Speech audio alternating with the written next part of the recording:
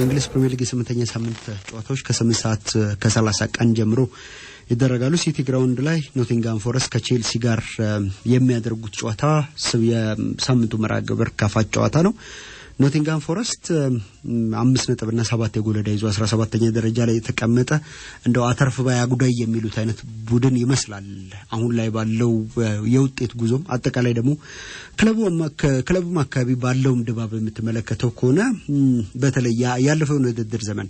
ቡድኑ ካጠናቀቀበት መንገድ አንፃር ቢያንስ ባለፈው ውድድር ዘመን አብዛኛውን ክፍለ ጊዜ ቡድኑ ካሳየው ጥንካሬ አንፃር ዘንድሮ ይበልጥ በርትቶ እንዲመጣ ነበር አይደል የምንጠብቀው ግን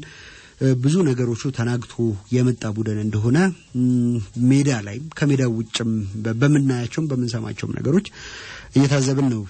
የምንገኘው ካለፉት ፈታኝ የነበሩ መሳሪያዎችን አጥቷል እኮ ለምሳሌ አንቶኒ ላንጋን ዘንድሮ ወደ ኒካስትል ሸኝቷል ይሄ አንደኛው በተለይ በመልሶ ማጥቃት በሚደረጉ እንቅስቃሴ እዚህ ተጫዋች ሚና ከፍ ያለ ነበር አይደል እሱን ማጣቱም ቢያንስ እንኳን በአቻ ክለቦች ጋር ወይ ደግሞ እንደዚህ ተቀራራቢ የሚባሉ ክለቦች ሲገጥም እንኳን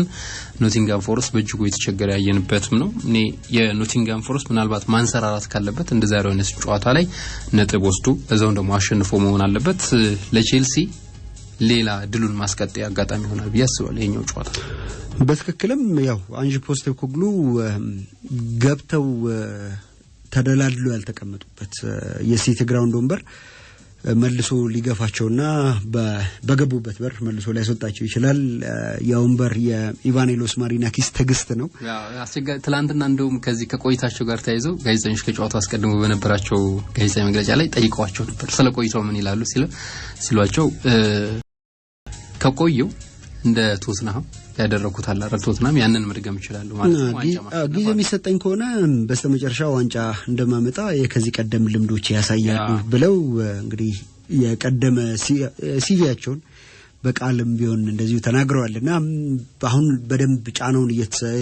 እየተሰማቸው ያሉ ይመስላሉ ደግሞ ራሳቸውም ናቸው አይደል እንደ የኔን የጨዋታ መንገድ እና በኔ የጨዋታ መንገድ ውስጥ የሚመጣን ውጤት ለማግኘት ጊዜ መጠበቅ አያስፈልግም ወይ ደግሞ ጊዜ ስጡኛል ወዲያውኑ ነው ማምጣት የምፈልገው ወዲያውኑ ነው ማምጣት የምችለው እንዲያውም ከቀጣዩ ሳምንት ጀምሮ መሆን አለበት የሚል ሐሳብን ሲሰጡ ነበር ግን ደግሞ ኖቲንጋም ፎረስት ያሉት ተጫዋቾች ለሳቸው ቢያንስ በቶተናም ቤት መጀመሪያ አካባቢ ለተመለከተው የጨዋታ መንገዳቸው የሚሆኑ ናቸው ወይ የሚል ጥያቄ ሲነሳ መልሱ አይደለም ነው ለኑኖ ኤስፒሪቶ ሳንቶ የጨዋታ መንገድ ታስቦ የተገነባ ቡድን ይበልጥ ይሄ ሽግግሮችን መከላከል ላይ ያተኮረ ግን ደግሞ በፈጣን የመልሶ ማጥቃት ሽግግሮች ተጋጣሚው ላይ አደጋ መጣል የሚችል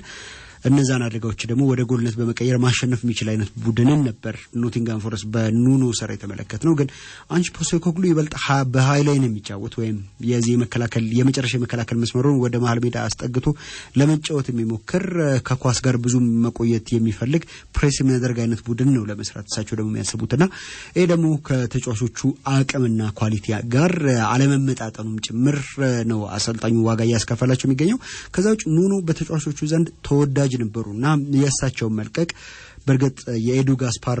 ውሳኔ እና የኤዱ ጋስፓር እጅ ረጅም ሆኖ ይስተዋላል በሳቸው መልቀቅ ውስጥ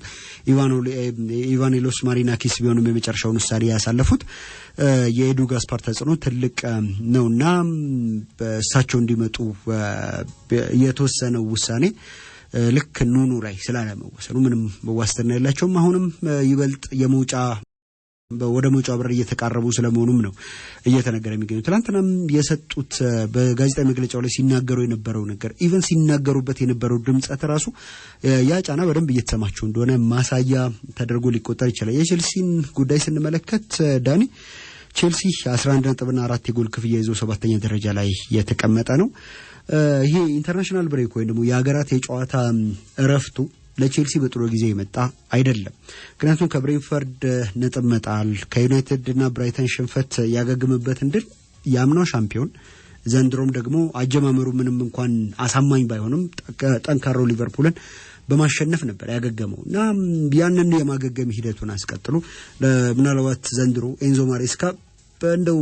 እስከ መጨረሻዎቹ ሳምንታት እንኳን ባይሆን የዋንጫ ተፎካካሪነት ፍንጭ እንዲያሳይ በሚጠበቅበት የውድድር ዘመን ማንሰራራት መጀመሩን ገና በጧቱ እንዲያሳይ ይጠበቅ ነበር ግን ኢንተርናሽናል ብሬኩ መጥቶ ሞመንተሙን በተወሰነ መልኩ ሊያቋርጥበት ይችል ይሆን የሚል ጥያቄ አስነስቶ ነበር ይችላል አይችልም ከዛሬው ጨዋታ ጀምሮ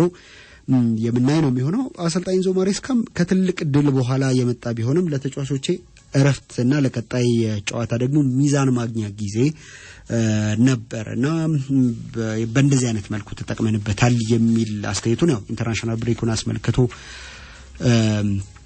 ሰጥቷል። የነን ጨዋታ ቼልሲ መሸነፍ ከሆነ እንደ ጎሉ መጠን እስከ 3ኛ ቢያንስ ግን 4ኛ ደረጃ ድረስ ከፍ የሚል ነው የሚሆነው ይሄን ጨዋታ ሲቲ ግራውንድ ላይ መሸነፍ ከሆነ። ወደ ቼልሲ ሲመጡ ኤንዞ ማሬስካ ትልቁ ጥያቄ የነበረው የቡድን ማኔጅመንቱን እንዴት ይወጡታል ነበር አይደለ? ጨዋታ እንዴት ያሸንፋሉ ሳይሆን ተጫዋቾች፣ ምክንያቱም ቡድን ውስጥ የነበሩ ብዙ ተጫዋቾች ስላሉ ያንን ቅንጅት እንዴት አድርገው ይፈጥሩና ይሄ አስፈሪ ቡድን መገንባት ይችላሉ የሚለው ትልቁ ነበር። እንግዲህ ቡድን ግንባታ ሁሌ ተጫዋች በማንጣት ወይ ደግሞ ተጫዋች በማሳደግ አይደለም፣ በማኔጅመንትም ጭምር መታጠር አለበት ብዬ አስባለሁ። ደግሞ በዛ መዋሃድና መቀናጀት ይጠበቅበታል ብዬ አስባለሁ። ቼልሲ እኔ ትልቁ ጥያቄ አሁንም የግብ ማስቆጠር ማጣቱ አይመስልኝም። ባለፈው አመትም በርግጥ ግብ ያስቆጥራል እኮ ቼልሲ አይደል? ግን ያንኑ ደግሞ የሚያጣፋና የሚያበላሽ ግብ የሚቆጠርበት አይነት ክለብ ሆኖ የተመለከተ ነው ነበር። ዘንድሮ ለምሳሌ ሱራፌል 13 ግቦችን አስቆጥሯል በተጋጣሚው ላይና በሲቲ 15 እና በአርሰናል 14 ግቦች ነው ባለፉት 7 ሳምንታት የሚበለጠው። ብዙ ግቦችን በማስቆጠር እነዚህ ክለቦች ብቻ ናቸው የሚበልጡትና ቼልሲ ግን በተቃራኒው ግብ የሚቆጠርበት አይነት ክለብ እየሆነም እየተመለከተ ነው የምንገኘው እና ምናልባት ይሄ ግብ የሚቆጠርበትን መንገድ ማስተካከል የማይችል ከሆነ ዘንድሮም እኔ የዋንጫ ተፎካካሪነት ይኖረዋል ብዬ አላስብም በቼልሲ በኩል እና ያንን ማስተካከል የሚችል ከሆነ ግን ምናልባት ቼልሲ አዳዲስ ያመጣቸው ተጫዋቾችም ግብ የሚያስቆጥሩ ናቸው። አሁን ላይ ምናልባት ግብ ያስቆጥርም እንኳን ሳንቾም እንደዚህ ማነው ጋርናቾም እንደዚሁ ለቼልሲ ትልቅ ግልጋሎት ሊሰጥ የሚችል ተጫዋች እንደሆነ በአንዳንድ ጨዋታዎች ላይ የሚያሳየው እንቅስቃሴ ፍንጭ የሚሰጥ ይመስለኛል። ከዛ ውጭ ምናልባት በአለፉት ጊዜያት የነበረው ቼልሲ ጥንካሬ ትልቁ ተብሎ የሚታሰበው ኮል ፓልመር ነበር አይደል? በዛሬው ጨዋታ ላይ አይኖርም። እሱም እንደዚሁ የእሱ አለመኖር ደግሞ ሌላ የጉዳት ምናልባት ሊሆንባቸው ይችላል ብዬ አስባለሁ። ምክንያቱም የግብ ምንጩ ትልቁ ለዚህ ክለብ ኮል ፓልመር እንደሚታወቀውና እሱ አለመኖሩ ሊጎዳቸው ይችላል ብዬ አስባለሁ። በተቃራኒው ኖቲንጋም ፎረስትም እንደዚሁ ብዙ ግቦች የሚቆጠሩበት አይነት ክለብ ነው ዘንድሮ። ምናልባት ይሄ ለቼልሲ ሊጠቅመው ይችላል። ምክንያቱም ቼልሲ ግብ የሚያስቆጥር ክለብ ነው ብለናል ቀደም ብለን እና ደግሞ እንደ ልቡ በትራንዚሽን በተለይ በመልሶ ማጥቃትም በሚደረጉ እንቅስቃሴዎች ቼልሲ ዘንድሮ በደንብ ግብ ማስቆጠር የሚችል አይነት ክለብ ሆኖ ያየነው ነው የሚገኘው። በተለይ ስታቪዮም እንደዚሁ አንዳንድ እንቅስቃሴዎቹ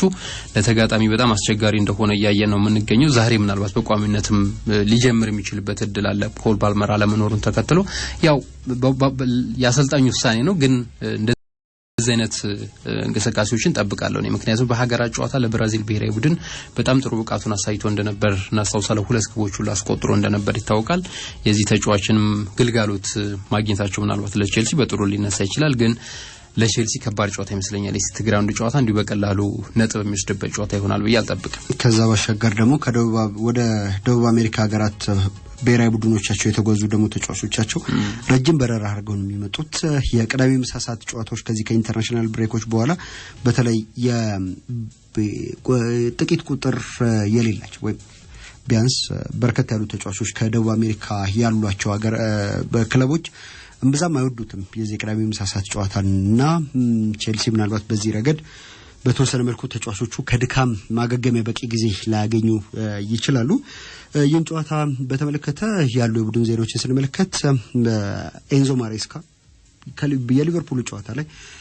አስቀድሞ ቢጫ ካርድ ነበረባቸው። ከዛ ከተጫዋቾቻቸው ጋር ደስታቸውን የገለጹበት መንገድ አግባብ አይደለም በሚል ሁለተኛ ቢጫ ተመልክተው ይህንን ጨዋታ አይመሩም። ተሽላይ ላይ ሆኖ ወይ ደግሞ የሜዳው ዳር ላይ ሆኖ ቡድናቸውን ተቀጥተዋል። ያው እሱ ገንዘቡ ያን ያክል አይደለም ከደሞዛቸው አንፃር። ከዛ ባሻገር የኮል ፓልመርንም ጉዳይ በተመለከተ ትናንትና በነበራቸው መግለጫ ላይ ተጫዋቹ ከኢንተርናሽናል ብሬክ በኋላ ይመለሳል የሚል ሐሳብን ተናግረው ነበር። ግን ተሳስቻለሁ፣ ከዚህ በኋላ እንኳን ቢያንስ 6 ሳምንታት ከሜዳ ይርቃል ብለው እንደዚሁ ያው ተጫዋቹ ለበርካታ ሳምንታት እንደማይኖር ሐሳባቸውን ሰጥተዋል። ሊያም ዴላፕ፣ ሊቫይ ኮልዌል፣ ቤኖዋ ባዲያሽለ እሱ እስከ ታህሳስ ድረስ የሚያቆይ አዲስ ጉዳት ገጥሞታል። ቤኖዋ ባዲያሽለ በጉዳት ምክንያት የማይኖሩ ተጫዋቾች መሆናቸውን ተናግረዋልና የመከላከል ክፍሉ ቼልሲ በዚህ በጉዳት ምክንያት እየተፈተነ ነው የሚገኘው በዚህ ዘመን ከሊቨርፑልም ጋር በነበረው ጨዋታ ላይ ጨዋታውን የጀመሩት እንደማል ተከላካይ ነው ጨዋታውን የጀመሩት ተጫዋቾች ጉዳት ገጥሟቸው ሁለቱ ፉልባኮች ናቸው አይደል ነሪስ ጃምስ ናቸው አይደል የማል ተከላካይ ነው ጨዋታውን ያጠናቀቁትና በጣም ወጣ ያለ ውሳኔ ይመስለኛል በእርግጥ አማራጭ ስላጡም ጭምር ያደረጉት ውሳኔ ነበር ያ ውሳኔ ነገር ግን ሪስ ጃምስ ከጉዳቱ አገግሞ ለዚህ ጨዋታ ዝግጁ መሆኑን ማሰልጣኙ ተናግረዋል እንዳንሳው ፖስቴኮግሉ ጊዜ ስጡኝ እንጂ ዋንጫ መጣለው የሚል ተማጽኖ መሳይ ሐሳባቸውን ከሰጡ በኋላ ዛሬ ምን አይነት ቡድን ይዘው ይቀርባሉ የሚለው ነገር የሚጠበቅ ነው 11 ሰዓት ላይ ማንቸስተር ሲቲ ከኤቨርተን ጋር ኤቲአር ላይ የሚያደርጉት ጨዋታ ይጠበቃል ፔፕ ጋርዲዮላ ሲቲ ቀስ በቀስ የተለየ መልክ ያለውም ቢሆን ወደ ውጤት መንገዱ እየተመለሰ ያለ ቡድን ይመስል ነበር ከዚህ ከአገራት ጨዋታ ረፍት በፊት ከብሬንፎርድ ጋር ያደረገው ጨዋታ ላይ ብዙ ትግል ገጠመው ግን ደግሞ ያንን ትግል ተቋቁሞ 3 ነጥብ ይዞ ወጣና አንድ ለባዶ ማንቸስተር ሲቲ እንደ ብሬንፎርድ ያለ ቡድንን ሲገጥም 1-0 ሲባል ምን በወጣቶች ወይ ደግሞ በተስፋ ቡድኑ ገብቶናል ላይ አይደለም ጨዋታው ከሜዳ ውጭ ነው የተጫወተው ግን ስቲል ቢሆንም ያ ለአመታት ሊጉን ዶሚኔት አድርጎ የምናውቀው ማንቸስተር ሲቲ አገቦም በሜዳው ይሁን ከሜዳው ውጭ ጨዋታዎችን ይዞ ይወጣል ጨዋታዎችን አሸንፎ ደሞ እንደዚህ አይነት ቡድኖችን ደሞ ሲያገኝ የጎል ክፍያውን ይበልጥ አስፍቶ ለመውጣት ወይ ደግሞ የጎል ክፍያውን ይበልጥ ለማስፋት ሲል በርከት ያሉ ጎሎችን የሚያስቆጥር አይነት ቡድን ነበር ግን በጠባብ ውጤቶችም ቢሆን ጨዋታዎችን እያሸነፈ ነው የሚገኘው ፔፕ ጋርዲዮላም ያው ቡድኑ ቀስ በቀስ ወደ ውጤት መንገዱ እየመጣ እንደሆነ የሚገልጽ አይነት አስተያየትን ሰጥቷል ከጨዋታው አስቀድሞ 13 ነጥብ 9 ጎል አምስተኛ ደረጃ ላይ ነው የሚገኘው ከአርሰናል 3 ነጥብ ርቀት ብቻ ግብ በደንብ ያስቆጠረ ያለ ቡድን ነው እንደሚታወቀው ግን እኔ ባለፈው አመት የነበረው እና ደግሞ በዘንድሮ አመት ያላስተካከለው የማሰበው ሲቲ ግብ የሚቆጠርበት ክለብ ሆኗል ለምሳሌ ቅድም ስታነሳ ነበር 15 ግቦችን አስቆጥሯል እና ደግሞ 9 ግቦች ተቆጥረውበታል ምናልባት ይሄ ማንቸስተር ሲቲን የመከላከል ክፍል ብዙ ጥያቄ እንደናነሳ የሚያደርግ ይመስለኛል እርግጥ ከተከላካዮቹ ፊት ለፊት ላይ ያሉ ተጫዋቾች ወጥ አለመሆንም አንደኛው ችግር ይመስለኛል ሮድሪ ከጉዳት ተመልሶ ቡድኑ ማገልገል ሲጀምር ወዲያው ደግሞ የሆነ መጠነኛም ቢሆን ጉዳት ያጋጥመውና ከሜዳ የሚርቅበት ጊዜ የተመለከተ ነው የምንገኘው የሱ በወጥነት አለመጫወት አንደኛው ችግር ይመስለኛል እንደው ዛሬ የበለጠ ፈተና ይገጥመዋል በያስባለው ከኤቨርተን ምክንያቱም ኤቨርተን ያው ወሳኙን ተጫዋች ዛሬ አያሰልፍም ምክንያቱም በውሰቱ ነው የሚጫወተው ጃክ ግሪሊሽ በዚህኛው አመት በኤቨርተን ትልቅ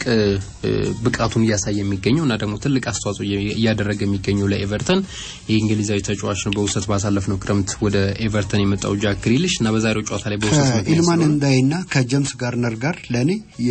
የዚህኛው ውድድር ዘመን የኤቨርተን ምርጡ ተጫዋች ነው ጃክ ግሪሊሽ በርግጥ አስቶን ቪላ ቤት እናውቀው የነበረውን ያ ከኳስ ጋር ምቾት የሚሰማው ለተመልካችም ከኳስ ጋር ምቾት የሚሰጠው ግሪሊሽን በኤቨርተን ቤት ያየነው ነው እንደውም የሊጉ የወሩ ኮከብ ተጫዋች ተብሎ እስከመመረጥ የደረሰ የመስከረም ወር ኮከብ ተጫዋች ተብሎ እስከመመረጥ የደረሰ ፎርም ላይ ነው የሚገኘውና ዴቪድ ሞይስ ማን ነው የመስከረም ወር ሳይሆን የነሐሴ ዴቪድ ሞይስ እንግዲህ የሱን አለመኖር ተከትሎ ትልቅ ክፍተት እንደሚሆንባቸው ይጠበቃል ግን ደግሞ ማንቸስተር ሲቲን ስንመለከተው ዘንድሮ ይበልጥ ቀጥተኛ እግር ኳስ የሚጫወት ይሄ የነ ሳሙኤል አልዳርዌይዝን የነ ቶኒ ፑሊስን የሚመስል አይነት ግን ደግሞ እንደዛ ያልሆነ እግር ኳስን የሚጫወት ቡድን ሆኖ ነው እየተመለከተን የምንገኘው ከዚህ ቀደም ከበጣም ብዙ ፓሶች በኋላ ነው ማንቸስተር ሲቲ ወደ ተጋጣሚ ጎል ክልል የሚደርሰውና አደጋዎች ለመፍጠር የሚሞክረው ይበልጥ ብዙ ኳሶች በሲቲ ተጫዋቾች እግር ስር እንዲቆይ ይፈልግ ነበር ብዙ ፓሶች ይደረጉ ነበር አሁን ግን በጥቂት ንክኪዎች ወደ ተጋጣሚ አደገኛው ዞን ለመግባት ከዛ በኋላ እነዛን አጋጣሚዎች ዘንድሮ የጎል ማስቆጠር ክህሎቱ እጅግ በጣም ልቆ የመጣው ከዛም ባሻገር ሙሉ ተጫዋች ሆኖ የመጣው ከዚህ ቀደም ይታዩበት የነበረውን ወደ ኋላ ተመልሶ የቡድን ጓደኞቹን ማገዝ በመከላከሉ ጊዜ የቡድኑ መከላከል እንደዚሁ መርዳት የመከላከል ሽፋን መስጠት ላይ ይታማ የነበረው ኤርሊንግ ብራውት ሃላንድን ከፍ ባለ ደረጃ ነው ይዞ የመጣው በዛ ላይ ዘንድሮ በአርሊንግ ሃላንድ በኩል አንድ እንደው ለየት ባለ መልኩ እየተመለከተን የምንገኘው የቀኝ እግሩንም በአግባቡ መጠቀም ጀምሯል ከዛ ባሻገር እዚህ ግራ እግሩና ጭንቅላቱን ነበር የሚጠቀም የነበረው ግን ቴሪ ሄንሪ ካልተሳሳትኩ ቀኝ እግርን መጠቀም ብትጀምር ደግሞ ከዚህም የበለጡ ጎሎችን ማስቆጠር ትችላለህ ባለው መሰረት እንግዲህ ቀኝ እግሩ እንዴት እንደሚጠቀምበት አዲስ መላ ይዞ ነው የመጣውና ለቡድን በአጠቃላይ ለሊጉ ቡድኖች ፈታኝ ሆኗል እስካሁን ድረስ 9 ጎሎችን አስቆጥሯልና በጣም አስደናቂ የሚባል አጀማመር ነው የጀመረው የሰሞኑ እንደው ማህበራዊ ድረገጽ ላይ ተመላለሰ ነበር 25ኛ አመቱ ነው ሃላንድ እንደሚታወቀው ግን ከእድሜው በላይ 27 ሃትሪኮችን ሰርቷል እና በጣም አስደናቂ ጊዜን እያሳለፈ ነው የሚገኘው እንዳልከው አሁን ሶስተኛ ግብ ማስቆጠሪያ አካሉን እየተጠቀመ ነው የሚገኘው ማለት ነው ይሄ ደግሞ የበለጠ ጥራቱን የሚጨምርለት ባለፈው አመት እኮ ለሲቲ ወጥ አቋም ለማሳየት እና በጨዋታዎች በበዙ ጨዋታዎች ላይ መሸነፍ አንደኛው ምክንያት የነበረው የሃላንድ አለመኖር ነው በወጥነት አለመቀጠል ነውና እንደ ቡድን እንዳለ ሆኖ ግን ችግሩ ማለት ነው እንዳለ ሆኖ ግን የሃላንድ ደግሞ በወጥነት ግብ ተከታታይ ጨዋታዎች ላይ አለማስቆጠር ትልቁ ችግር ነበር ዘንድሮ ያ ተቀርፏል ከወዲሁ 9 ግብ አስቆጥሯል እንዳልከው እና ደግሞ ከፍተኛ ግብ አስቆጣሪነቱም እየመራ ነው የሚገኘው ከቲያኒ ሬንደርስ ጋር እየፈጠሩት የሚገኙት መናበብ እጅግ በጣም አስገራሚ ነው አሁን ደግሞ ፊል ፎደን ወደ ሪትሙ እየመጣ ከመሆኑ አንፃር ከሱም ጋር ደግሞ አስቀድሞ ይተው ያው ለአመታት አብረው ተጫውተዋልና ከሱ ጋር የሚኖራቸው ተግባቦት ይሄንን ጨዋታ ያው ይሄንን ጨዋታ ሳይሆን ከዚህ በኋላ ባለው ውድድር ዘመን ላይ ሃላንድን ጎሎች ቁጥር እንደገና ደግሞ የማንቸስተር ሲቲን ውጤት ሊወስኑ ከሚችሉ ጉዳዮች መካከል ይሆናሉ ግን ደግሞ የሮድሪ በጉዳት ምክንያት ወጣ ገባ ማለት እንደገና ደግሞ ከጉዳት አገግሙ በሚመለስበት ጊዜ ያ የቀደመ ሮድሪን መሆን አለመቻል የቡድኑ ሚዛን እያዛባው ነው የሚገኘው ሲቲ ጎሎች በሚያስቆጥረው ልክ እንደዚሁ ጎሎች እንደው የሚቆጠሩበት ቡድን ባይመስል እንኳን ግን በጣም በቀላሉ ሊፈራርስ የሚችል በጣም በቀላሉ ይሄ ሊከፋፈት የሚችል አይነት የመከላከልና የአማካይ ክፍሉ ውቅር እንዳለው የብራይተኑ ጨዋታ በደንብ የሚያሳየን ይመስለኛል በሁለቱም አጋጣሚዎች ላይ የሲቲ ተጫዋቾች እንዴት በቀላሉ ኳሱን ያጡትንም ደግሞ ኳስ እንዴት በይሄ መከላከል አቅቷቸው ጎሎች እንደተቆጠሩባቸው ይታወሳል ከብራይተን ጋር በነበረው ጨዋታ ላይ ደግሞ በዛሬው ጨዋታ ላይ ሮድሪ እንደማይኖር መቼ ወደ ሜዳ እንደሚመለስ ራሱ እርግጠኛ እንዳልሆነ አሰልጣኝ ፔፕ ጋርዲዮላ ተናግሯል ማቴዮ ኮቫቺች ከጉዳቱ አገግመዋል ነገር ግን ነገሮችን በጥንቃቄ ነው ማስኬድ ያለብን ድጋሚ እንዳያገራሽበት የሚል አስተያየትን እንደዚሁ ሰጥቷል ፔፕ ኦማር ማርሙሽና ሪያን አያት ኑሪም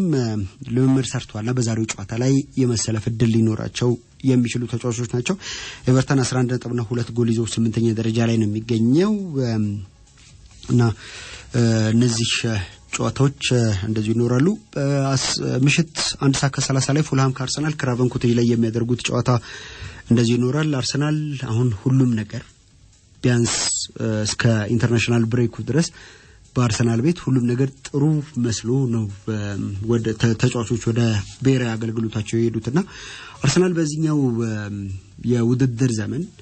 ካስፈረማቸው ተጫዋቾች አንፃር የሚጠበቅበት ደረጃ ላይ ነው የሚገኘው አሁን ላይ 16 ነጥቦችና 11 ጎል ክፍያ ይዞ ሊጉን እየመራ ነው የሚገኘው እንደ ቡድን ማደጉን ከሚለካባቸው ጨዋታዎች መካከል አንዱ የዛሬ ምሽቱ ጨዋታ ይመስለኛል ምክንያቱም ባለፉት አመታት ክራቨን ኮቴጅ ላይ አርሰናል ሁለት የሊግ ጨዋታዎችን አላሸነፈም አንዱን ባቸው ውጤት አጠናቆ አንዱን ደግሞ ተሸንፎ ነው ድጋሚ ወደዛ ቦታ የሚያመራውና ልክ እንደዚህ ለአርሰናል የሚፈትኑት ቡድኖች በቅርብ አመታት ተመልክተናል እንደ ፉላም ሁሉ ሌሎች ቡድኖች ለምሳሌ ኒውካስል ዩናይትድ ማንሳት ይችላል አስቶን ቪላንም እዚህ ጋር መጥቀስ አስቶን ቪላ በተለይ ዋንጫ ሰጥቶታል አሰልጣኝ ሚኬል አርቴታም ያን ነገር ነበር ሲያነሳ የነበረው ልክ እንደ በኒውካስልና እንደ አስቶን ቪላ ሁሉ ባለፉት አመታት ሲፈትኑ ከነበሩ ቡድኖች መካከል አንዱ ነው ፉልሃምና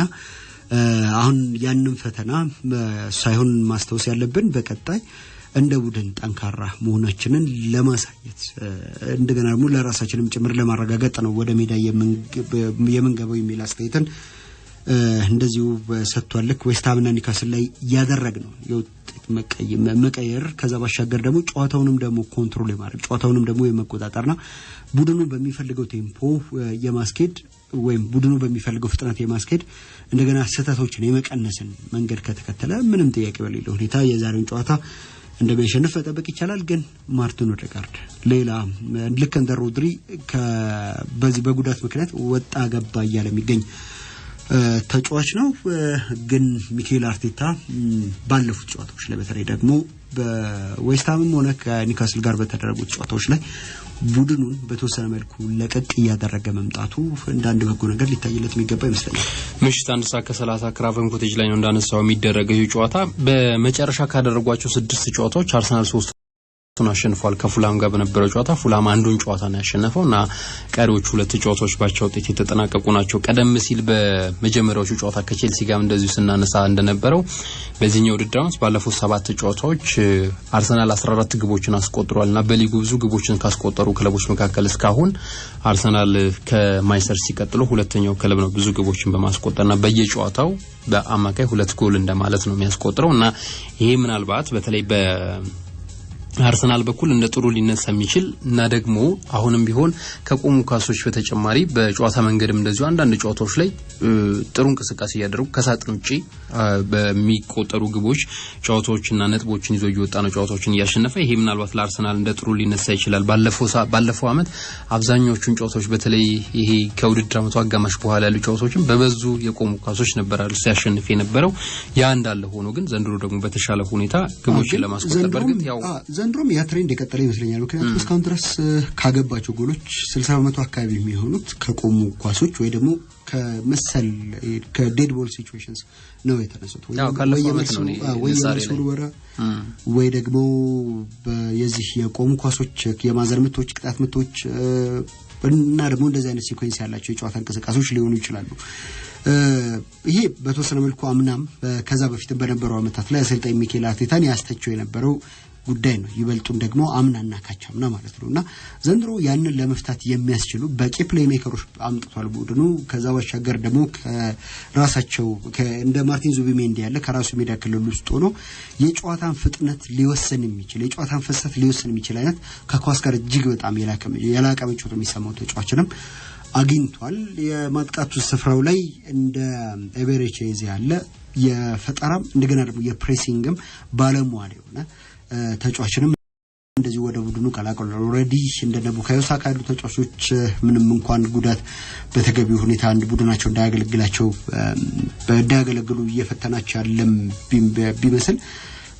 ያው ያላቸው ጥራት ይታወቃል። ግን አሰልጣኙ ከማሸነፍ አለመሸነፍን የሚቀድም አይነት የጨዋታ መንገድን ሲከተል መቆየቱ እንደው ማርነሽሎትም ወረፍ አድርገውታል አይደል? አብዛኛውን ጎል ከዚህ ከቆሙ ኳሶች የሚያስቆጠር የሊጉ መሪ ተከተለን በአንድ ነጥብ አንሳን የተቀመጥነው የሚል አስተያየታቸው እንደዚሁ ሰጥተዋል። ያው ጉዳቶች ምናልባት የማርቲን ኦዴጋርድ ብቻ ሳይሆን ሃቨርትዝ፣ ማዱዌኬ፣ ጋብሪኤል ጄሱስ ሁሉም የጉዳት ለምምድ ጀምሯል። ምናልባት በዛሬው ጨዋታ ላይ መሰለፍ እድሉ ጠባብ ሊሆን ይችላል፣ ግን በቀጣይ ሳምንት ወደ ሜዳ የሚመለስበት እድል ያለ ይመስለኛል። ከዛ ባሻገር ዙቢሜንዲና ዋይት እንዲሁም ፒየሮ ኢንካፒዬ ከዚህ ከቡድኑ ጋር ለምምድ መስራታቸው እንደዚሁ ተነግሯል። ማሸነፍ ወደ መሪነቱ ሊመልሰው ይችላል። ልክ ሲቲ ቢያሸንፍ የሊጉን መሪነት እንደሚያስቆጥረው የጎል መጠን ሊረከብ ይችል እንደነበረው አርሰናል ወደ መሪነቱ ከመመለስ ባሻገር ከሊቨርፑል ጋር ያለውን ልዩነት ወደ 4 አስፍቶ ሊቨርፑል ላይ ይበልጥ ጫና እንዲፈጠር ያደርጋል። ሌሎች ጨዋታዎችም አሉ 11 ሰዓት ላይ የሚደረጉ ዛሬ ከሰዓት በኋላ ብራይተን ከኒውካስል፣ ክሪስታል ፓላስ ከቦርንመዝ፣ ሰንደርላንድ ከወልቭስ፣ በርንሊ ከሊድስ ጋር ይጫወታሉ። የኒውካስልና ብራይተን ጨዋታ ግን በጣም አስደናቂ ጨዋታ የሚሆን ይመስለኛል። ፓላስ ከቦርንመዝም በጣም ጥሩ ጨዋታ የሚሆን ይመስለኛል። ምንም ጥያቄ የለውም። በተለይ የብራይተን በዚህ አመት ግቦች ያስቆጥራል። ግቦች የሚቆጠሩበታል። ለምሳሌ እኩል ካስቆጠራቸው 10 ግቦች እኩል 10 ግብ ተቆጥሮበታል እና ያለምንም ግብ ነው በ9.12ኛ ደረጃ ላይ ተቀመጠው። ኒውካስል ደግሞ በ9 እንደዚሁ በተመሳሳይ 11ኛ ደረጃ ላይ ነው የሚገኘው። ዛሬ ተጋጣሚውን በግብ ክፍያ ነው የሚበልጠው እና ሁለቱም ያደርጉ ጨዋታ የበለጠ ከፍ ያለ ፉክክር የሚታይበት ይመስለኛል። የሰንደርላንድና እንደዚሁ ወልቭስ ጨዋታ ከዛ ውጪ በርንሌይና ሊድስ ዩናይትድም ጨዋታ እንደዚሁ ተመጣጣኝ የሚባል አይነት ፉክክር ልናይበት የምንችለው የክሪስታል ፓላስና በርንማውዝ ጨዋታ እንዳለው ክሪስታል ፓላስ ከቦርንማውዝ ሁለት በታክቲኩ ረገድ የላቁ አሰልጣኞች የሚያደርጉት ጨዋታ ነው። ኦሊቨር ግላስነር ከአንቶኒ ራዮላ እንደው ከድጋፍ ስሜት ውጭ ሆነው ጨዋታዎችን መከታተል የሚወዱ አድማጮች ካሉ ይሄን ጨዋታ ቢመለከቱ የኔ ሪከመንድ አደርጋለሁ። ያው የተለልቆቹ ቡድኖች ጨዋታዎች ኢንፍሉዌንስ እንደሚኖራቸው ምንም ጥያቄ የለውም፣ ግን ይሄም ጨዋታ አሪፍ ጨዋታ የሚሆን ይመስለኛል። ነገ የሚደረገውን ትልቁን ጨዋታ ከማንሳታችን አስቀድሞ ቶተንሃም ከአስቶን ቪላ ሌላ በጣም አሪፍ ጨዋታ ጨዋታ 10 ሰዓት ላይ ይደረጋል። 12:30 ሊቨርፑል ከማንቸስተር ዩናይትድ ጋር የሰሜን ምዕራብ እንግሊዝ ደርቢ የላንክሻየር ደርቢ ይደረጋል አንፊልድ ላይ። እነዚህ ሁለት ቡድኖች ለመቶኛ ጊዜ ነው የሚጫወቱት በሊቨርፑል ስቴዲየም። ሊቨርፑል ከአርሰናል በአንድ ነጥብ አንሶ በ15 ነጥቦችና 4 የጎል ክፍያ ሁለተኛ ደረጃ ላይ ነው የሚገኘው። ለአርነ ስሎትና ለሊቨርፑል ኢንተርናሽናል ብሬኩ ደርሶባቸዋል ሳይሆን ደርሶላቸዋል ቢባል ይቀር። ምክንያቱም 3 ተከታይ ሽንፈቶች ደግሞ ብዙ የደከሙ ተጫዋቾች በዚህ በአቋም በአካል ብቃትና በአካል ዝግጁነት ሳይሆን በዚህ በፐርፎርማንስ ደረጃ በጣም በብዙ ወርደው የታዩ ተጫዋቾች የነበሩበት አሰልጣኙም ጨዋታዎችን ከዚህ ቀደም ይደነቁበት የነበሩ ጨዋታዎችን አንብቦ የመቀየር አቅማቸውም ጭምር ከድቷቸውም የታየበት አንዳንድ ጊዜ አማራጭ አለ ይሄ ማጣትም ጭምር እንደዚህ አይነት ስቴት ውስጥ ያስቀምጣልና አርነ ስሎት ቢያንስ ጥቂት ፋታ ወስደው የቡድናቸውን የእሳቸውንም ደግሞ ክፍተቶች ከመረመሩ በኋላ መፍትሄ ለማግኘት የሚያስችሉ ቀናትን ከቆዩ በኋላ ነው ይህ ጨዋታ የሚመጣው። የደርቢ ጨዋታዎች በእግር ኳሳዊ መስፈሪያዎች አይሰፈሩም ወይም ደግሞ በእግር ኳሳዊ አመክንዮች ብዙ ጊዜ አይብራሩም ይባላል። የሆነ ሞመንት ይቀይራቸዋል። ስሜት ይበልጥ ገኖ ሊወጣ የሚችልባቸው አጋጣሚዎች አሉ። ግን ያ እንደዛ ከመሆኑ አስቀድሞ ጨዋታን ኮንትሮል ማድረግ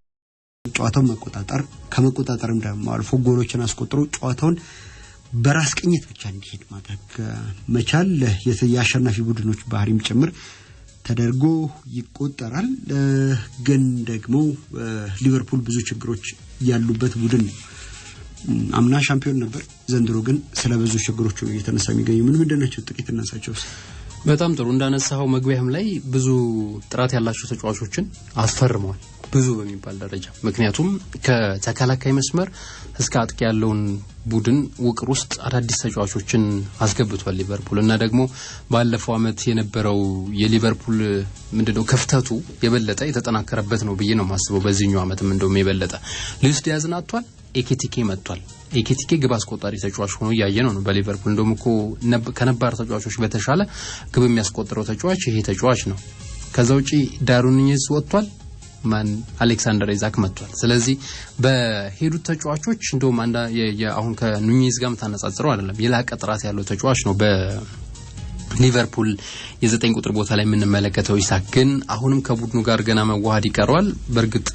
ከመጣ በኋላም የነክል ብዙ የመጫወቻ ጊዜ አላገኘም። ግን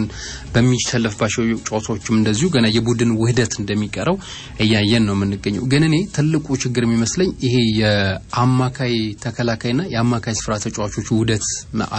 ጥሩ አለመሆን ከዛው ውጭ ደግሞ የመሐመድ ሳላም ምቾት ማጣት በዘንድሮ ውድድር አመት አንደኛው ትልቁ ችግር ይሆናል ብዬ አስባለሁ። ደግሞ እንደዛ ይሰማኛል እኔ ምክንያቱም መሐመድ ሳላ ባለፉት አመታት በሊቨርፑል ትልቁ ተጽዕኖ ፈጣሪ ግብ ያስቆጥር እንኳን ለእያንዳንዱ ጨዋታ ማሸነፍ መንስኤ የሚሆኑ የግብ አጋጣሚዎችን የሚፈጥረው ይሄ ተጫዋች ነበር። እንግዲህ ዘንድሮ ያንን የላቀ ጥራቱን እየተመለከተን አይደለም በመሐመድ ሳላ በኩል። እኔ የግራቨንበርች ወጣ ገባ ማለት ወጣ አቋም ላይ ሆኖ አለመጫወት ከዛው ውጪ አዲሱ ፈራሚ ደግሞ በዚሁ ቬርስ በግብ ተሳትፎ አለማድረግ ያው በርግጥ የተጫዋቾችን ጥራት ግብ ስላስቆጠሩ ደግሞ የግብ ተሳትፎ ስላደረጉ ላንለካ እንችላለን። ግን ደግሞ በዛ በጀርመን በነበረው ቆይታው ይሄ ተጫዋች አድራጊ ፈጣሪ ነበር አይደል? ሜዳ ውስጥ ካለ ብዙ ነገሮችን ሊፈጥር ለሚችል አይነት ተጫዋች እንደሆነ ስንመለከት ነበር። የሱ በዛ በሚጠበቀው ደረጃ ላይ አለመገኘት አንደኛው ለሊቨርፑል ውጤት ማጣት ምክንያት ሆኖ ሊነሳ ይችል ይሆናል። ከዛው ውጪ ግን እኔ አሁንም ሊቨርፑል ላይ የመከላከል አደረጃጀቱ በትልቁ ረጅም ርቀት ላይ ያስጉዞ የሚችል ትልቅ መጥፎ አጋጣሚ ሊሆን ይችላል። ምናልባት ኮናቴና ቨርጂል ቫን ዳይክ ሁሌም ሲጣመሩ የሆነ ስህተት እንደሚፈጥሩ ያየን ነው በቅርብ አመታት። ባለፈው የውድድር አመት እንደዚህ ሁለቱ ተጣምረው ሲጫወቱ ያንናኔት ሁኔታ እየተመለከትን ነበር። ዘንድሮ ደግሞ ይበልጥ እንደዚህ አይነት ስህተቶችን ያየን ነው የምንገኘው። ግን እነሱን ደግሞ ለእንደዚህ አይነት የበለጠ መጋለጥ ውስጥ የሚከታቸው የተከላካይ አማካዩ በደንብ ወጥ ሆኖ አለመጫወት ወይ ደግሞ የቀደሙ ለምሳሌ ማካሊስተርና ግራቨንበርች ነበሩ አይደል የሚጣመሩት ባለፈው አመት። ዘንድሮ ቬርስ መጥቶ በእነሱ መካከል ገብቷል። ማካሊስተር የሚገባ ከሆነ አንዳንድ ጊዜ ቬርትስም እንደዚህ ቤንች ሆኖ የሚቀመጥበት እና ተቀያሪ ወንበር ላይ የምናይበት በአንዳንድ ጨዋታዎች ላይ በርግጥ በአብዛኞቹ ጨዋታዎች ቀዳሚ ተሰላፊያቸው ቬርትስ ነው ለአርኔ ስሎት እና እነዚህ አይነት አንዳንድ የውቅር ሂደቶች ቶሎ ፈጥነው አለመዋሃድ ለሊቨርፑል እንደ ትልቅ ውጤት ማጣት ሊነሳ ይችላል። ግን ገና 8ኛ ሳምንት ነው። በቀጣይ መስተካከል የሚችሉ ሰፊ ድሎች አሉት ብዬ አስባለሁ እንደ ቡድን። ከዛው ውጪ ያሊሴን በከር በጉዳት ሜዳ መራቅ ራሱ ሊጎዳቸው እንደሚችል አስባለሁ። ግን ሊቨርፑል ላይ ነው በተደጋጋሚ በዚህ አመት እንዳየሁት ጨዋታው ይሄ ወደፊት አጥቅቶ ሲጫወቱ ስፔስ የሚተውበትን አጋጣሚ ለምሳሌ ሁለቱም ፉል ባኮች በርግጥ ፍሬምፖንግ ሁለቱም ላይ ተዋጣለት አይነት ተጫዋች ነው ለኔ በግሌ እንደዛ ይሰማኛል። ግን ኬርኬዝ ግን በማጥቃቱ ኬርኬዝ ግን ላይ ጥያቄ አለኝ ነው የበለጠ ክፍተት የሚፈጥር አይነት ተጫዋች በተለይ ይሄ ስፔስን ባዶ ቦታን ጥሎ የሚኪሩ ቦታዎችን ማጥቃት የሚችል ቡድን ሲያገኛቸው በደንብ የሚጠቀምበትን አጋጣሚ አይቻለው ኬርኬዝ ምክንያቱም ወደፊት ለፊት ወጥቶ የመጫወት ብዙ ጊዜ እንደዛ አይነት የመጫወት መንገድን ስለማይ በሱ በኩል ምናልባት ሊቨርፑል የበለጠ የሚጠቃበት እድል እንዳለ የተሰማኝ ነው የሚገኘው። ምናልባት በነገው ጨዋታም ማንቸስተር ዩናይትድ አንደኛው የሚጠቀምበት መንገድ ይሄኛው ወደ ፊት ለፊት መጥተው አፈግፍገው ለሚጫወቱ ምንድነው ወደ ተጋጣሚ ወጥተው ለሚጫወቱ ተጫዋቾችን ቦታ መጠቀም የሚችል ከሆነ ዩናይትድ በኬርኬዝ በኩል በተለይ የበለጠ መጠቀም የሚችል ይመስለኛል ነገ። ከዛ ባሻገር የዚህ ያነሳው የአማካይ ተከላካይ የሁነኛ አማካይ ተከላካይ አለመኖር በእነዚህ ልዕለ ከዋክብት የሚባሉት ከፍተኛ ገንዘብ የወጣባቸውን ተጫዋቾች በሚገባው ደረጃ ፋንክሽን እንዳያረጉ ያደረጋቸው ይመስለኛል። አምና ልክ ነው ራያን ግራቨንበርግ በዋነኝነት በዛ ሚና ሲጫወት ተመልክተናል። ግን ተጫዋቹ የዛ የ6 ቁጥርነት ያለው በባህሪ ያለው ተጫዋች ሳይሆን ይበልጥ ይሄ ቦል ኬሪንግ 8 ቁጥር ወይ ደግሞ ኳሱን እየገፋ ወይም ኳስን ይዞ ወደ ተጋጣሚ የጎል ከራስ ሜዳ ወደ ተጋጣሚ ሜዳ ይዞ የሚሄድ አይነት ተጫዋች ነው። አንዳንዶች በዚህ ኳሊቲ በዚህ የድሪብሊንግ ኳሊቲውን ተመልክተው ከፖል ፖግባ የድሪብሊንግ ቴክኒክ ጋር ያነጻጽሩታል ወይንም ፖል ፖግባ ኳስን ይዞ ከሚገፋበት የጨዋታ መንገድ ጋር ያነጻጽሩታል። በዛ ጥራት ደረጃ ነው ወይ ሌላ ራሱን የቻለ ጥያቄ ሆኖ ማለት ነውና አማካይ ተከላካይ ስፍራ ለመኖር ወይም የአማካይ ተከላካይ የተፈጥሮ የ6 ቁጥር አለመኖር እነ አሌክሲስ ማካሊስተር በዚህ የጨዋታን እንቅስቃሴ ከራስ ሜዳ ወደ ተጋጣሚ ሜዳ በሚወስደው ለመውሰድ በሚደረገው ጥረት ውስጥ በፊት ይታይባቸው የነበረውን ሚና ይበልጥ እንዲገድቡና የቡድንን ሚዛን መጠበቁ ላይ ትኩረት እንዲያደርጉ ያደረጋቸው ይመስለኛል። ያ ደግሞ በበቂ ሁኔታ ኳሊቲያቸውን እንዳንመለከት አድርጎናል። ከዛው ጭላኒ እንዳነሳው የሚሎሽ ኬርኬዝም ሆነ የጀሬሚ ፍሪምፖንግ ወደ ሊቨርፑል መምጣት ከአጥቂዎቹ በእኩል ብዙ ሊያነጋግር የሚገባም ጉዳይ ነው። ምክንያቱም ይበልጥ ሁለቱም ተጫዋቾች የዊንግ ባክነት አይነት ይበልጥ ማጥቃትን የሚወዱ አይነት የመስመር ተጫዋቾች ናቸውና እንደዛ የሚሆን ደግሞ ከሆነ ከበስተጀርባቸው ተተው የሚሄዱትን ክፍተት እስካን እያደረገ ወይም ያነበበ ያንን ቦታ መሸፈን የሚያስችል አቅም ያለው ተጫዋች ያስፈልጋቸዋል። ያ ነው በሊቨርፑል ቤት የሌለው። በርግጥ ዋታሮ ኤንዶ አለ እንዲሁ ተፈጥሯዊ 6 ቁጥር ብቻ ብለን የምንነስብ ከሆነ ግን እርሱ ለአርነ ስሎትም ሆነ ለሊቨርፑል የሚመጥን ግልጋሎትን እየሰጠ አይደለም የሚገኘው። በርግጥ አምናም እንደዚሁ ሲሰጥ አልነበረምና የ6 ቁጥር አለመኖር አንድም ፉልባኮቻቸውን ሁለትም ፍሎሪያን ቨርትሰን ሶስትም ደግሞ የዚህ የማጥቃት ክፍል ላይ ያለውን አጠቃላይ ከዚህ ከወገብ በላይ ያለውን የቡድን ሚዛን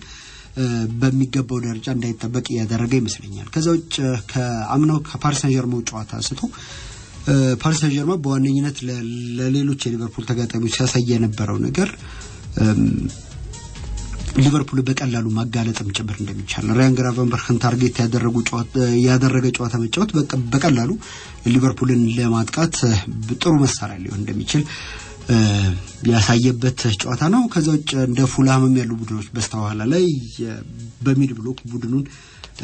ኦፕሬት የሚያደርግበትን ስፔስ አሳጥተውም ጭምር ነው ያሸነፉትና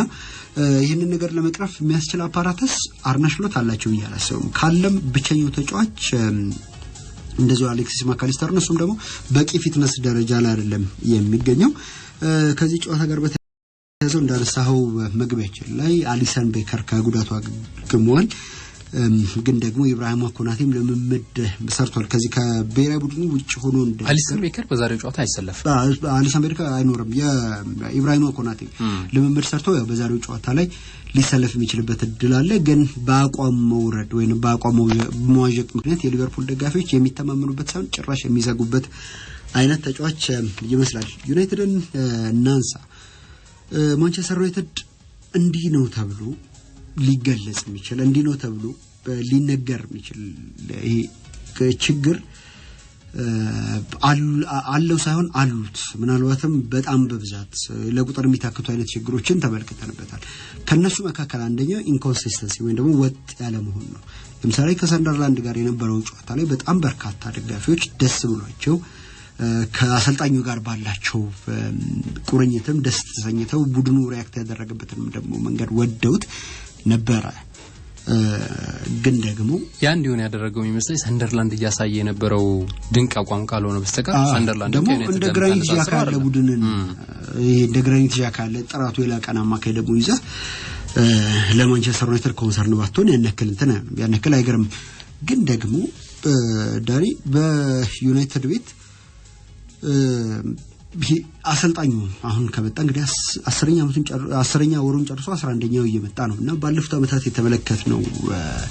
እንደዚሁ ሩበን አሞሪም እና ደግሞ ማንቸስተር ዩናይትድ አዲስ ሐሳብ ለመቀበል በዚህ በጨዋታ ሂደት ውስጥ እንኳን ጨዋታን ለማሸነፍ የሚሆን አዲስ መንገድን ለመቀበል ሲቸገሩ የተመለከትንባቸው አጋጣሚዎች ጥቂት አይደሉም ግን የሰንደርላንዱ ጨዋታ ቀን ከቡድኔ ምን አለው ከሚለው ባሻገር ተጋጣሚ ምን ይዟል ወይ ደግሞ ምን አይነት ጥንካሬ ያለው ያንን ጥንካሬው እንዴት ነው ላከሽፍ የሚችለው የሚለውን በደንብ ተጣንቶበት የመጣ በሚመስል መልኩ ነው ግራኒት ዣካን በሻዶ ማርክ ካደረጉት በኋላ በሁለት በሶስት ተጫዋቾች ግን በዋነኝነት ፍለፍቱ በሚቆም ሌላ ተጫዋች ማርክ አስደረጉት በኋላ ያንን ጨዋታ ማንቸስተር ዩናይትድ ተቆጣጥሮና አሸንፎ የወጣው በጣም በርካታ ኳሶች እንደዚሁ ተስተው እንደነበረ ይታወሳል እና አሰልጣኙም ከዚህ ጨዋታ አስቀድሞ ከዚህ ከባለቤቶቹ ከሰሞኑ ድጋፍ እንዳሉ የሚገልጽ ነገር እየሰማን ነው የምንገኘውና ያንን ድጋፍ ተማምኜ እንደው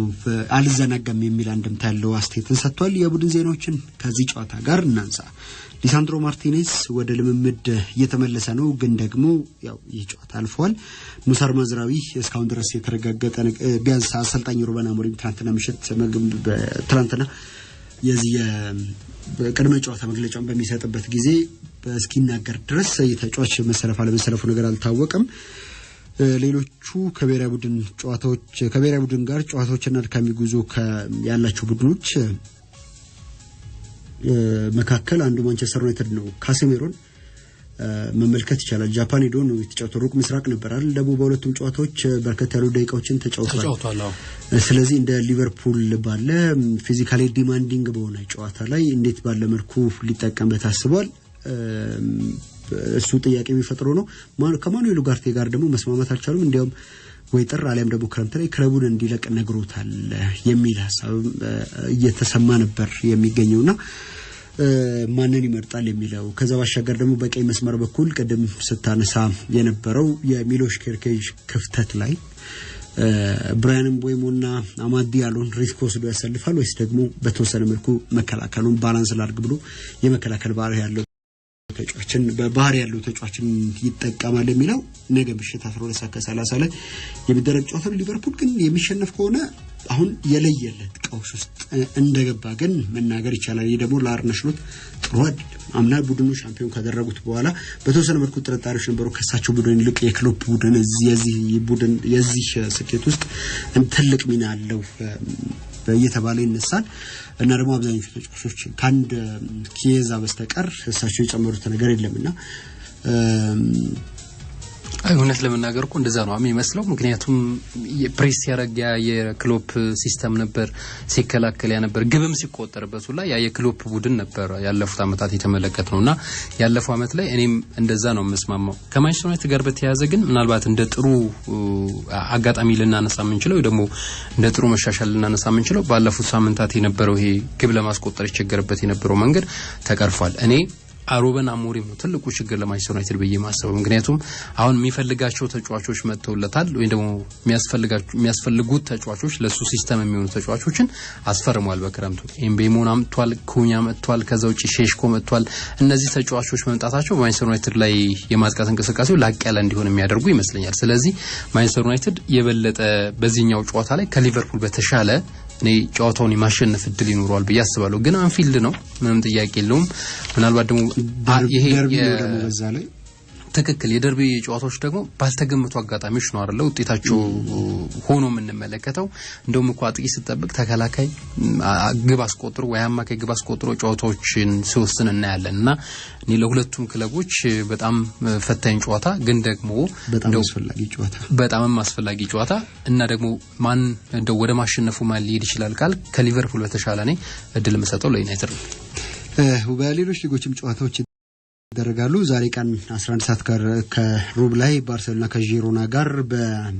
በዚህ በካታሎኒያ ደርቢ ይገናኛሉ ከዛው ምሽት 4 ሰዓት አትሌቲኮ ማድሪድ ከኦሳሱና ጋር የሚያደርጉት ጨዋታ ይኖራል ነገ ምሽት 4 ሰዓት ሄታፌ ከሪያል ማድሪድ በስፔን ላሊጋ 9ኛ ሳምንት ከሚደረጉ ጨዋታዎች መካከል ናቸው በጣሊያን ሴሪያ 7ኛ ሳምንት ዛሬ ሌቼ ከሳሶሎ 10 ሰዓት ላይ ጨዋታቸውን ያደርጉና ምሽት 1 ሰዓት ላይ ቶሪኖ ከሊጉ መሪ ከናፖሊ ጋር ይጫወታል ሮማ ከኢንተር ምሽት 3:45 ላይ በጣም ጥሩ ጨዋታ ይሆናል የጨዋታ ነገ ሁለቱም ደግሞ መሪ ስፍራ አካባቢ ነው የሚገኙት ከሊጉ መሪዎች መካከል ናቸው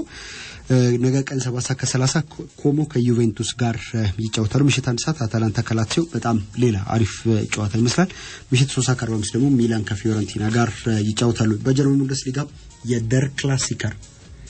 ባየር ሙኒክን ከቦሩሲያ ዶርትሙንድ የሚያገናኘው ጨዋታ በባየር ሙኒክ ሜዳ አሊያንዝ አሬና ምሽት 1:30 ላይ ይደረጋል ስሙ የቀረ ደርቢ ብቻ ይመስለኛል እኔ ምክንያቱም ባለፉት 14 ግንኙነታቸው ጋር ወደ 12 የሚሆኑ ጨዋታዎችን ያሸነፈው ሙኒክ ደግሞ ሲያሸንፍም ደግሞ እንዲሁ በቀላሉ አይደለም ሰፋ ባለው ግንኙነት ነውና ይሄንን የተመለከቱ አንዳንድ የጀርመን እግር ኳስ ወዳጆች ደር ክላሲከርን ወደ ደር ማሳከር ቀይረውት ስሙን ቀይረውት ባየርን በዛ መጠን ከፍተኛ ብልጫ ያሳያሉ ዘንድሮ ደግሞ ባየርን በዚህ በማጥቃቱ ረገድ በጣም አስፈሪ ቡድን ነው በሊጉ 25 ግቦች ነው ያስቆጠረው ሱራ እና 3 ግቦች ብቻ ናቸው የተቆጠሩት ምን ያክል አስፈሪ እንደሆነ እንደ ጎበዝ ተማሪ ፈተና ሁሉንም ጨዋታዎች ራይት ያገኘ ነው 100% የማሸነፍ ግስጋሴ ላይ 18 ነጥብ ነው ያዘው በደሙ በቻምፒየንስ ሊግም ነው ያንን ፎርም ያስቀጠለው የሚገኘውና ቫንሳን ኮምፓኒ እንግዲህ በነ ሃሪኬን ገዛ በጣም ጠንካራ ቡድን የሰራ ይመስላል የሳምንቱ መጨረሻ ቀናት ተጠባቂ ጨዋታዎች እነዚህ ናቸው